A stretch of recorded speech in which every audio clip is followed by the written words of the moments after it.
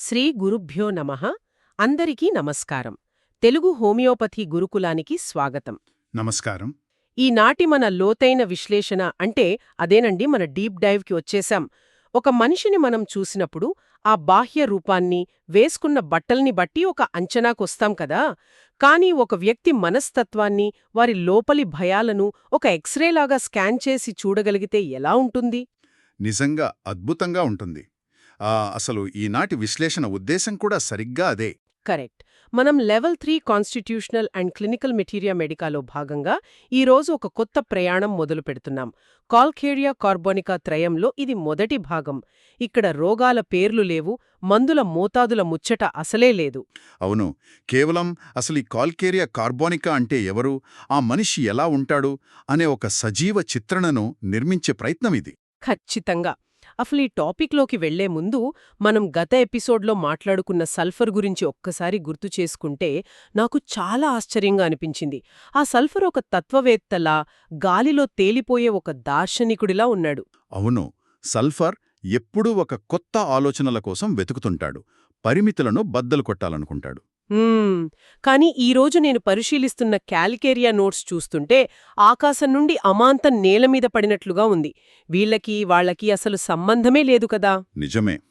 ఆ సల్ఫర్కి, ఈ కాల్కేరియాకి మధ్య ఉన్న ఆ వైరుధ్యాన్ని మనం గమనించడం చాలా ముఖ్యం.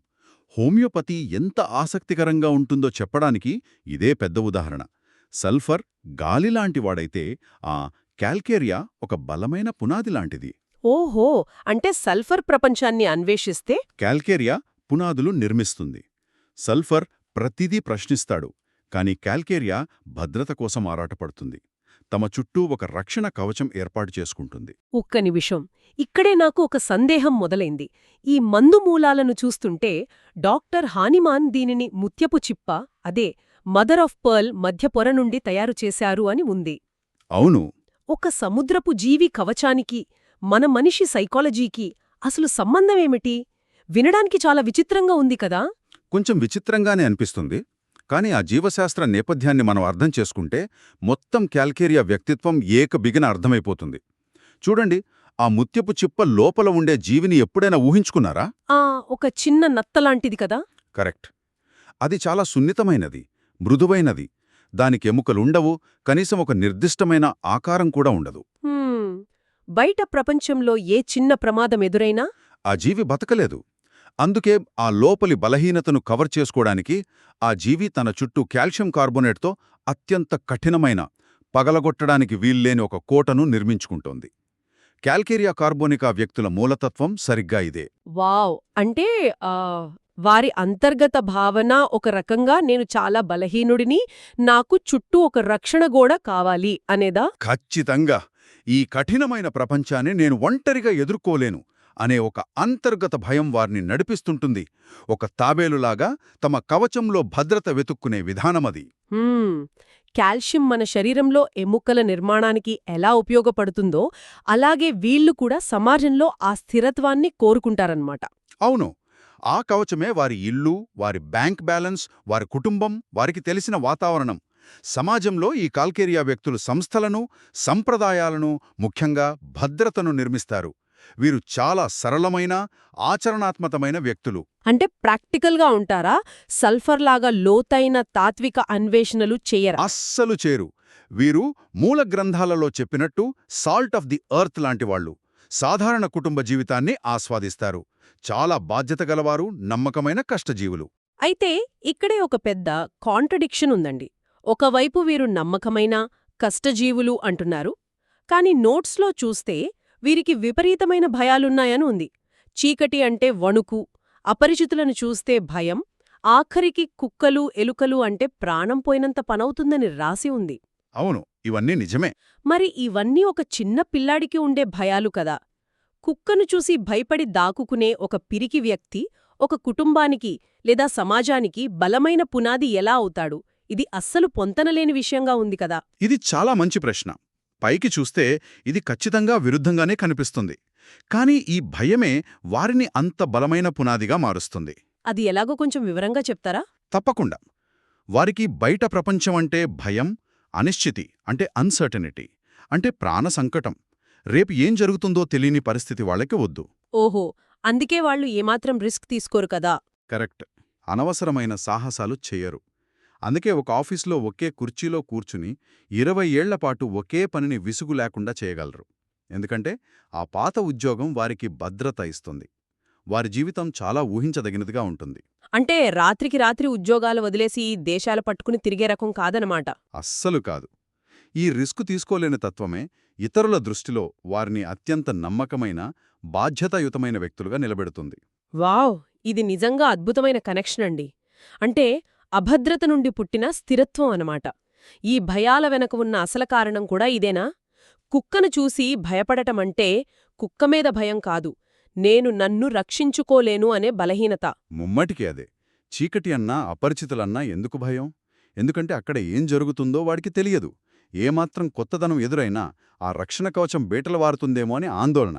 వారికెప్పుడు అన్నీ తమ నియంత్రణలో ఉండాలి. ఇక్కడే అసలైన మలుపుందండి.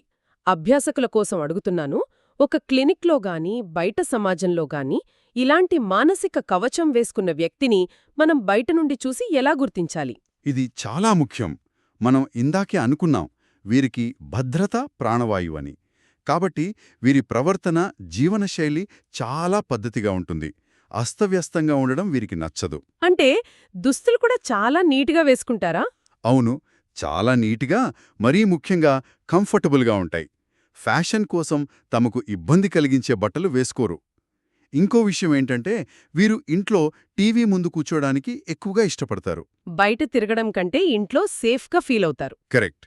వీరి మాట, స్పందన చాలా నెమ్మదిగా కానీ స్థిరంగా ఉంటాయి. తొందరపాటు అస్సలు ఉండదు. మరి అపరిచితులతో వెంటనే కలుస్తారా? అస్సలు కలవరు. ఎవరైనా కొత్తవాళ్ళొస్తే వెంటనే కలిసిపోయి నవ్వేరు. కొంత దూరం పాటిస్తారు. ఆ దూరం నుండి ఎదుటి వ్యక్తి సురక్షితమైనవాడా కాదా అని అంచనా వేశాకే తమ షెల్లోకి ఆహ్వానిస్తారు. ఒక వ్యక్తి ప్రవర్తనను బట్టి వారి కాన్స్టిట్యూషన్ను మనమెలా పట్టుకోవచ్చో చూడండి. భలే ఉంది ఇది. అయితే నాకింకో డౌట్.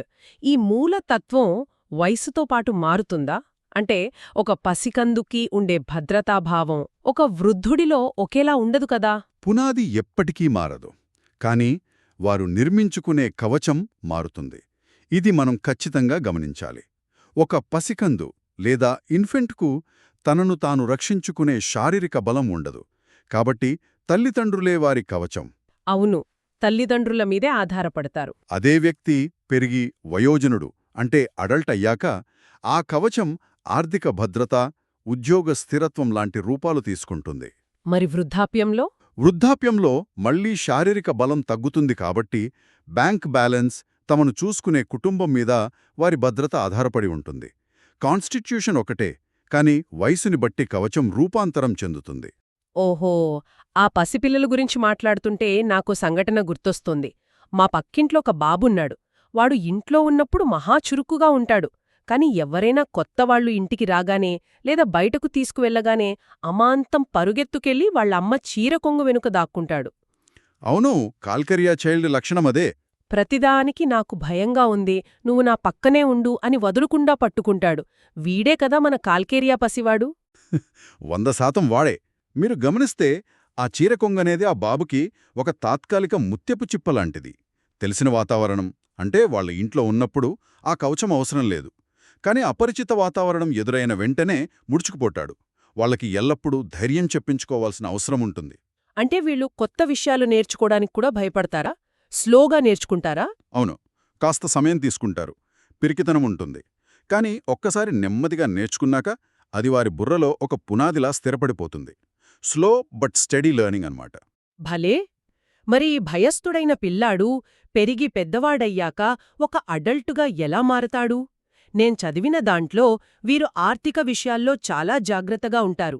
కాని భోజనానికి, బట్టలకు బాగా ఖర్చు పెడతారు అనుంది. ఇది కొంచెం విచిత్రంగా లేదు? అది పిసినారితనం కాదు. భవిష్యత్తు మీద ఆందోళన వల్ల జాగ్రత్త పడతారు. వారు అనవసరమైన సాహసాలు చేయరు, జోదమాడరు, రిస్క్ తీసుకుని స్టాక్ మార్కెట్లో పెట్టరు. ఎందుకంటే అవి రేపు ఏం జరుగుతుందో తెలియని భయాన్ని తెస్తాయి కదా. కరెక్ట్. కాని మంచి బట్టలు, సురక్షితమైన ఇల్లు, రుచికరమైన భోజనం ఇవన్నీ వారికి ప్రస్తుత జీవితంలో ఒక భద్రతాభావాన్ని ఇస్తాయి. తన కుటుంబం కోసం ఎంతైనా ఖర్చు చేస్తారు. కానీ అదే డబ్బును ఎవరో అడిగారని వ్యాపారంలో పెట్టమంటే ఒక్క అడుగు కూడా ముందుకు వేయరు. వాళ్ళకి చేంజ్ ఇష్టముండదు. మరి ఒక కాల్కేరియా ఉద్యోగిని తీసుకుంటే నక్స్వామిక లాంటి తొందరపాటు ఉన్నవాళ్లతో వీళ్ళని పోల్చగలమా? నక్స్వామిక ఎప్పుడూ దూకుడుగా ఉంటాడు కదా. వాళ్లతో అసలు పొంతనే ఉండదు. కాల్కేరియా ఉద్యోగి నెమ్మదిగా కాని చాలా నిలకడగా ఉంటాడు. శారీరక శ్రమలేని అకౌంట్స్, కంప్యూటర్స్ లేదా క్లరికల్ పనులను వీరు బాగా ఇష్టపడతారు. తప్పులు లేకుండా చేస్తారు. ఒకవేళ 10 ఏళ్లుగా ఒకే కంపెనీలో పనిచేస్తున్నా ఒక కాల్కేరియా వ్యక్తికి ప్రమోషన్ ఇచ్చి జీతం పెంచుతాన్ కాని వేరే ఊరికి వెళ్ళాలి అంటే ఒప్పుకుంటారా? మొహమాటం లేకుండా తిరస్కరిస్తారు. కొత్త నగరమంటే తెలియని వాతావరణం కదా. ఆ కవచాన్ని వదిలి రావడమిష్టం లేక జీతం తక్కువైనా ఈ పాత కుర్చీలోనే నన్ను వదిలేయండి అంటారు. వావ్, ఆశ్చర్యంగా ఉంది. సరే, ఇప్పుడొక కాల్కేరియా తల్లి గురించి ఆలోచిస్తే ఆమె కుటుంబ బాధ్యతలు ఎలా చూసుకుంటుంది? ఆ భయాలు పిల్లల మీద ఎలాంటి ప్రభావం చూపిస్తాయి? కాల్కేరియా తల్లి తన కుటుంబ భద్రతే ప్రాణంగా బతుకుతుంది. పిల్లల పట్ల విపరీతమైన అతిరక్షణ అంటే ఓవర్ ప్రొటెక్టివ్గా ఉంటుంది. ఇల్లు చాలా బాగా చూసుకుంటుంది. పిల్లలు స్కూల్ బస్సు దిగి రావడానికి కాస్త ఆలస్యమైతే ఆందోళన పడుతుందా? ఒక 10 నిమిషాలు ఆలస్యమైతే చాలు, ఏమైనా ప్రమాదం జరిగిందేమో, యాక్సిడెంట్ అయిందా ఆమె విపరీతంగా ఆందోళన పడిపోతుంది. ఇంటికొచ్చిన అతిథులను చాలా బాగా చూసుకుంటారు కానీ అపరిచితుల పట్ల కాస్త జాగ్రత్తగా ఉంటారు. అవును. మరి ఇంత ప్రశాంతంగా భద్రత కోరుకునే వీరు ఎప్పుడైనా కోపగించుకుంటారండి? ప్రతి మనిషికి ఒక బ్రేకింగ్ పాయింట్ ఉంటుంది గదా. వీరి మనస్సులో ఎప్పుడూ ఆందోళన, మోయలేనంత బాధ్యత ఉంటాయి. ఎవరైనా అవమానించినా లేదా ఒత్తిడికి గురైనప్పుడు వారి చిన్నపిల్లల్లా ప్రవర్తిస్తారు. అంటే ఆ కోపంలో లాజిక్ ఉండదా? ఉండదు. కోపంతో ముఖం మీదే తలుపు వేయడం లేదా ఇతరుల రహస్యాలను కోపంలో బయటపెట్టడం లాంటివి చేస్తారు. ఇది వారి అంతర్గత నిస్సహాయతకు నిదర్శనం. ఈ విషయాలన్నీ వింటుంటే మన చుట్టూ ఉన్న మనుషులు కళ్లముందు మెదులుతున్నారు కదా. అభ్యాసకుల కోసం మనమొక చిన్న పరిశీలన అభ్యాసం, అదే అబ్జర్వేషన్ ఎక్సర్సైజ్ చేస్తే బావుంటుంది. తప్పకుండా. వాస్తవ ఉదాహరణలు చూద్దాం. ఒక పాఠశాల విద్యార్థి ఉన్నాడనుకోండి. పరీక్షలంటే భయం, కానీ చదువులో నిలకడ ఉంటుంది. వాడు కాల్కేరియా. అలాగే ఒక గృహిణి ఇంటిని ఎంతో శుభ్రంగా ఉంచుకుంటూ కుటుంబ భద్రతే ప్రాణంగా బతికే గృహిణి. ఎవరైనా అపరిచితులు వస్తే భయపడుతుంది. ఈవిడ కూడా కాల్కేరియాయే కదా. కరెక్ట్. ఆఫీసులో చూస్తే 10 ఏళ్లుగా ఒకే డెస్క్ దగ్గర ఒకే రకమైన పనిని ఎటువంటి పొరపాట్లు లేకుండా నెమ్మదిగా చేసే వ్యక్తి. వీళ్లందర్నీ మనం నిజ జీవితంలో సులభంగా గుర్తించవచ్చు. అదన్మాట. అయితే ఇదంతా చూస్తుంటే ఆర్గనాల్లో చెప్పిన సూత్రాలు గుర్తొస్తున్నాయి. రోగాల పేర్లను పక్కన పెట్టి మనిషి సంపూర్ణత్వం అంటే టొటాలిటీ ఆఫ్ సిమ్టమ్స్ని బట్టి అర్థం చేసుకోవడమనేది ఎంత గొప్పదో కదా. ఖచ్చితంగా. వ్యక్తీకరణ లేదా ఇండివిజువలైజేషన్ అంటే ఇదే. ఈ భయాలు, ఆ శారీరక నెమ్మదితనం అన్నీ ఆ వైటల్ ఫోర్స్ యొక్క వ్యక్తీకరణలే అని ఆర్గనాన్ మనకు బోధిస్తుంది. అద్భుతమండి. సో, ఇప్పటివరకు మనం చర్చించిన దాన్ని క్లుప్తంగా సమీక్షిస్తే కాల్కేరియా కార్బోనికా మూలతత్వం, వారి వ్యక్తిత్వం, భయాలు, వాళ్ల పరిశీలనా లక్షణాలు, వివిధ వయసుల్లో వారి ప్రవర్తన అన్నీ చాలా స్పష్టంగా అర్థమయ్యాయి. అవును. చివరిగా కాల్కేరియా కార్బోనికా అంటే ఎవరు అనే ప్రశ్నకు సమాజానికి, కుటుంబానికి ఒక స్థిరమైన పునాది, భద్రతను నిర్మించేవారు అని ముగించవచ్చు కదా. 100కి 100 పాళ్ళు కరెక్ట్. మరి ఈ భౌతిక కవచం శారీరకంగా ఎలా వ్యక్తమవుతుంది, వారి దేహ నిర్మాణం ఎలా ఉంటుంది అనేది మనం తదుపరి ఎపిసోడ్లో అంటే ఎపిసోడ్ 61లో విశ్లేషించబోతున్నాము. కాల్కేరియా భౌతిక నిర్మాణం, చలిని అస్సలు తట్టుకోలేని తత్వం, విపరీతమైన చెమట మరియు వారి శారీరక పరిశీలనా లక్షణాలను నెక్స్ట్ భాగంలో చూద్దాం. తప్పకుండా. వెళ్లే ముందు శ్రోతలందరికీ ఒక ఆలోచన వదిలిపెడుతున్నాను. ఒకసారి ఆలోచించండి, ఈ సమాజమనే శరీరంలో కాల్కేరియా కార్బోనికా లాంటి ఎముకల నిర్మాణం లేకపోతే సల్ఫర్ లాంటి మేధావులకు నిలబడటానికి పునాదెక్కడది? ఈ ప్రశ్న గురించి మీరంతా ఆలోచిస్తూ ఉండండి. జై శ్రీకృష్ణ. వాసుదేవ.